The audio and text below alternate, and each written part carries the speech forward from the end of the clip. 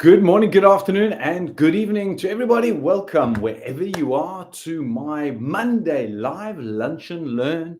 I'm here every Monday at 1 o'clock to share some tidbits, insights, some inspiration, some thoughts, maybe on things that I've discovered over the past week or discussions I've had, or maybe even my coaching program. And today, the title is Transforming Existing Workplace Wellbeing Practices from Burning Out to Flourishing. And this is an excerpt that I've taken from a document that I've just finished. And it's also sort of excerpts around my keynote talk as well. So if we haven't had the opportunity to meet, my name's Tim Wagner. I'm an international speaker and high performance coach. And while I focus on hospitality as a profession, that was my background, the message is universal. So I'm part of, or my company is, I'm the founder and CEO of Professional Pointer Coaching. And we point high-performing hospitality professionals in a new direction, from silent struggle to sustainable success, so you and your team can flourish one more. And my specific speciality within the coaching programs is employee well-being to prevent burnout. So I combine leadership coaching with conscious self-actualization and transformational breath work, which is my key secret superpower on how I create my clients to have an emotional change. And this creates transformation. But today, we're going to be talking on a specific piece of my coaching program, and specifically around employee well-being, which is broken. Now, that over there is my full program. Let me just bring it up very quickly for you here. It's a program that I've created, took me about 6 months to create, taking 16 years of personal development coaching and speaking together to create this 7-step framework. Now, this I run over a 6-month drip-fed information in order to create that transformation over time, as well as incorporates 5-day intense programs. And it takes you from breathing, the breath is an activator of life, reclaiming who you are, establishing who you'll become, aligning these two. So how do you go from who you are to who you become? Transforming mindset, transforming paradigms. How do you harmonize these habits? How do you create these new ways of thinking in leadership, in personal growth, to make sure that you're empowered for life? The journey begins at the end. Now, that's my 7-stage framework. But today, I'm going to be climbing in on something which is, I believe, a critical conversation. Now, if you find value in this conversation, right at the bottom, click the link, either to set up a time with me or to find more of these, because I do these live lunch and learns every Monday. And on my PathFinder community, I've got, probably about 40 of them in different subject matters, and also on YouTube as well. But here's the key thing of the discussion point today, is the approach to well-being in companies. Because let's be straight and honest here.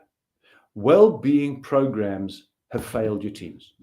End of story. It is, okay, up until this point, I'm yet to come across a company that has an actually effective workplace well-being program. And perhaps you're listening to this because you're looking for that new solution. You are the L&D manager, the HR executive, and you're worried about not only your own well-being, but your team as well.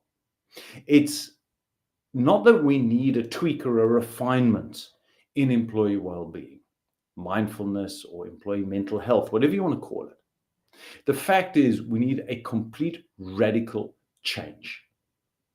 Now, why do I say this? Well, let's have a look at your specific stress level. Where are you at? Have you ever personally experienced physical symptoms as a result of workplace stress? Now, I've asked this of a group of over 100 HR professionals in a conference a couple of months ago now. So I polled them, and 89% of them said that they had experienced bad to severe personal health issues as a result of workplace stress. Now, these are the HR professionals themselves who effectively put their hand up and said HR needs an HR. Only 15% of them said that they believe existing employee well-being programs are effective. So 85% of the people that I polled in HR throughout Africa said, 85% of them said sometimes or never is employee well-being programs working. Now, when you tie that information into what Gallup talks about in their workplace reports, with their workplace health being reports for 2024, where they show that 77% of employees experience symptoms of burnout at least once a year. And disengaged employees has increased. In fact, disengagement amongst management has increased from 30% to 27% are engaged. So hold on. Management engagement, let me make sure I get this across correctly. Management engagement has dropped from 30% to 27%. They've seen a decline. Now, I think Gallup puts that results the wrong way around. I'm going to flip it. 73% of your management in the business that you're overseeing, that you're responsible for leading, 73% of managers are disengaged. Now, when you consider that 70% of employee engagement is driven from management, that is very scary statistic to have. So what do we do about it? Well, let's start with you. I've recently created a Flourishing in Leadership assessment. It's a personal tool for you to use to identify where your team is sitting from a state of flourishing and high functioning and energetic and connected to burning out. Now, it's a completely confidential report, so you as the leader wouldn't get each person's individual stats. They're going to get that, including some specific things of what they can immediately do to reverse what I call the silent slide from flourishing down to burnout. So if you'd like access to this, it's not something I share just openly, please reach out to me. Let's see how we can put this into place for your team so you can really understand where they're actually sitting in what I call the well-being curve. I'm just going to make this big for a moment so you can see. Now, the well-being curve was created out. I'm going to come back to it. Hang on a second. Let me give a background. The well-being curve was created out of many years of my own personal research, my own personal journey, and working with high-functioning teams and leaders, where I began to find that there was a unique pattern amongst those high-functioning people working in business. And it only became clear to me when I read an article by Professor Kibler from Harvard last year, where he described a silent state of overwhelm, where high-functioning people are turning up and producing the goods. Externally, they look fine, but internally withdrawing, disengaging, not connecting with family, and also with the team at work. Now, it's a highly dangerous place to be in because this disconnect can be negative. And perhaps you've noticed how negativity can spread so easily through your team or your department. Now, Kibler calls this state brownout. But brownout is not easy to identify because people sitting in this are turning up and performing. But now in this state, one of two things happened. I'm going to come to the slide.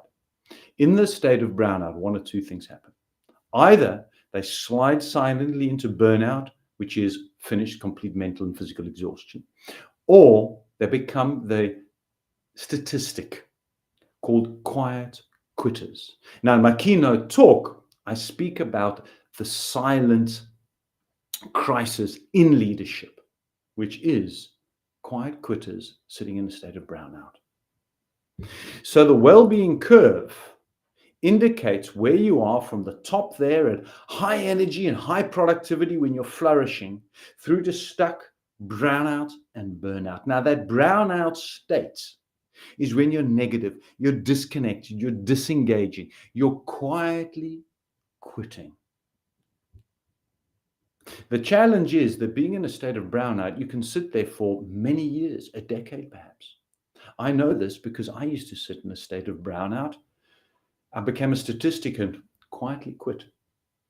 Now, sometimes this is also called presenteeism, where people turn up and they present themselves, but they are negative. But this describes it in a far more detailed perspective to me.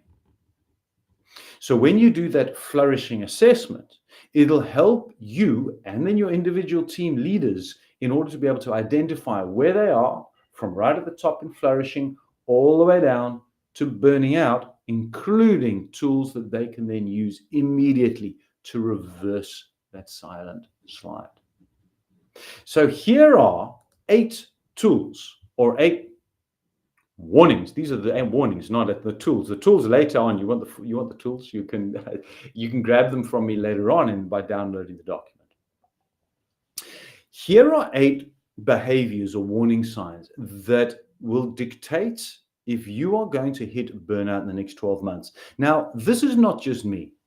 I've taken this from Duke University, who have done research over decades of high-functioning people. They actually specifically focus on the healthcare industry, doctors, nurses, etc. But the principles are the same. And what he talks about is warning signs: skipping meals, eating a poorly balanced diet, taking no breaks during the day, arriving home late from work consistently, having difficulty sleeping, changing family plans on a consistent basis due to work pressure, feeling frustrated by technology, and sleeping less than 5 hours a night. So these are warning signs. Now, if you notice that you're ticking these boxes, we need to connect, as not only are you going to impact yourself, but as the results, as I showed from what Gallup has stated quite openly, is that you will negatively impact the team around you and take them down too.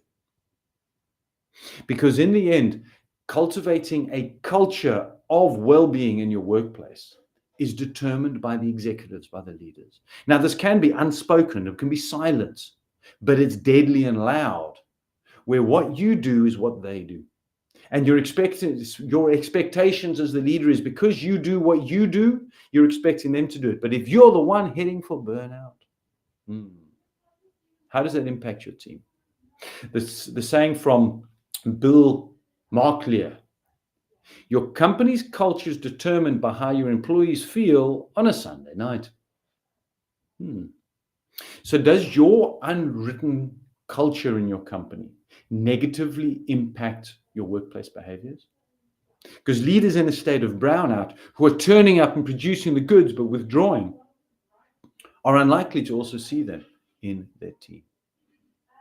So let's face it, traditional wellness programs treat the symptom at the low end, but not identifying the root cause of the stress, the anxiety, and the burning out. And when I've surveyed, as I did these 100 HR professionals, I asked them what approach would have the greatest positive impact, and 2 things came up. 45% of them said to create a psychologically safe culture, and 35% of them said well-being practices and training and education need to be a part of the institution and not an addition or an add-on. As with poor culture and unsafe environments, and lack of training will result in quiet quitters and burnt out teams. So if you want to know actionable steps that you can start to put into place, download the PDF. It's a free PDF for you, where there'll be 8 actionable steps you can use to implement today. Reach out to me around the Flourishing in Leadership survey. Let's connect to see where your team are actually at. Because let's be straight, golf days, yoga once a week, the tick the box annual employee well-being days do not work. The statistics are out. You, in fact, are also a statistic on it as well.